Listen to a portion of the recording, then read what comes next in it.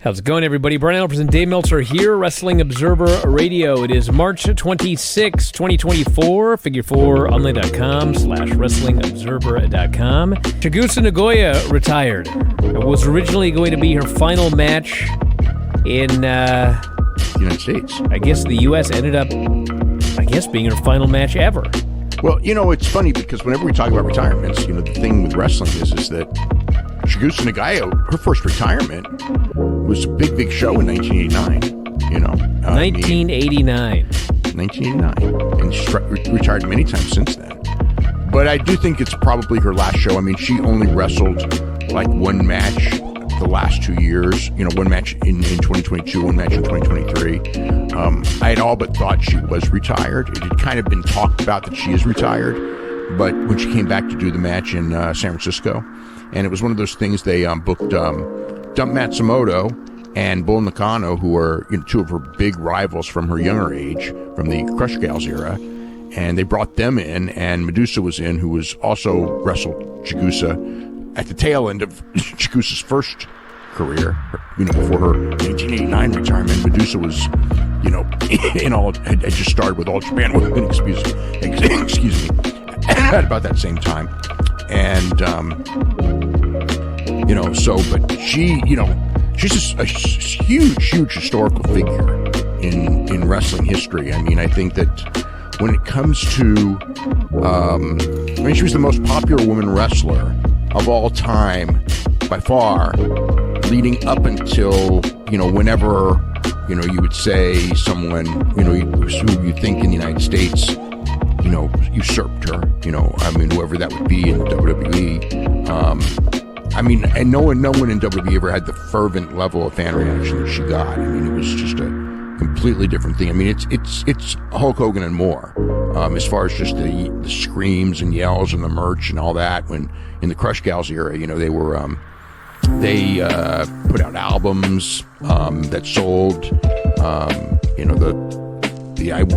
I just remember the first time I went to Japan, which was 1984, and they were just the Crush Gals were just getting going at the time.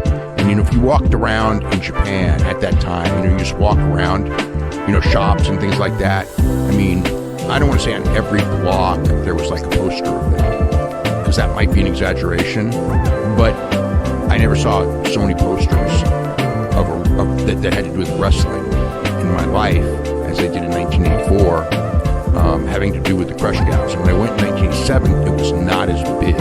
But when I went in 84, that's when Terry Funk and Bruiser Brody told me to start studying them. And, by 1985, they were just having hellacious matches with incredible heat. And then the next time I went to Japan, it was past the peak, but it was still incredible. It was an incredible live event. I went to Corkin Hall and saw, just a normal show. I think it may have been, actually may have been like a Devil Masami retirement show, although she came back many times too. And Chigusa was 24 when she retired for the first time. And, it's kind of weird that someone so big who became like a big star at 17, 18, real big, real big at 19, but certainly starting to hit the push at 18. And, was out by 24, and then, many comebacks. And there was another period with Gaia, with Gaia Japan. So this is like early 2000s, where the Crush Gals made a comeback, and she was, the biggest star. Like, she retired, came back in the 90s, at the big Tokyo Dome and things like that. And it was weird because it's like her reaction at the Tokyo Dome was not that big. It was almost disappointing compared to what I had seen in 87, where it was overwhelming. It was like, that audience, that teenage girl audience, had moved on, and she had retired, and then she came back. And it was like she got a good undercard reaction, but it was nothing like before. And then when she came back with Gaia, when they brought the Crush Gals back, for a period, like, they were the hottest drawing women's wrestling act again, for that second run. And then, she started different companies. Marvelous is the company that she's been with as a trainer. Very rarely wrestled. And more, and not what I would call serious matches in a long, long, long time. But,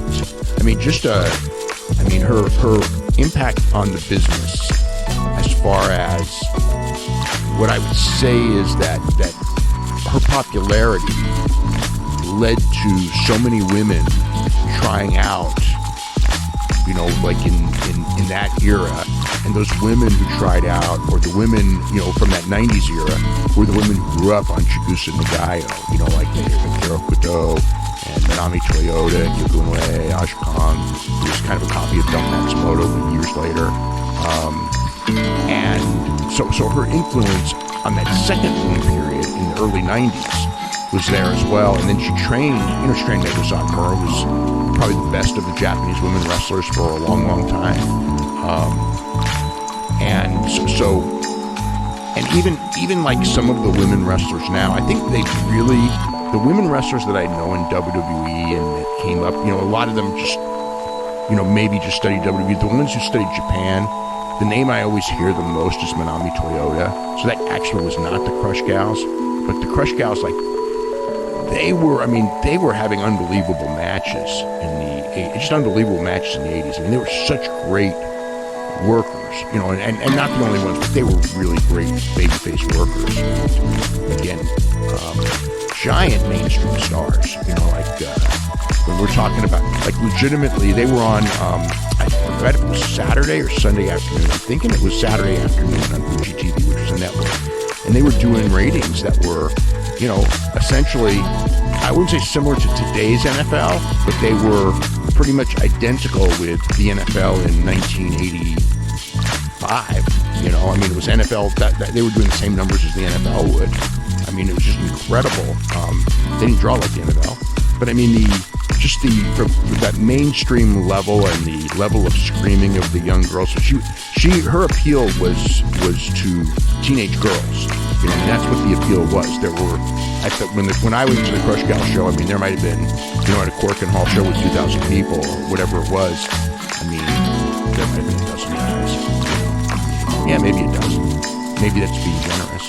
It was all women, and very few, I would say, over the age of about 22 or 3, but almost all of them high school age, maybe some junior high, and they just were screaming and buying merch. The merch table was insane, like nothing I'd ever seen before. I've seen it since, but it was just incredible.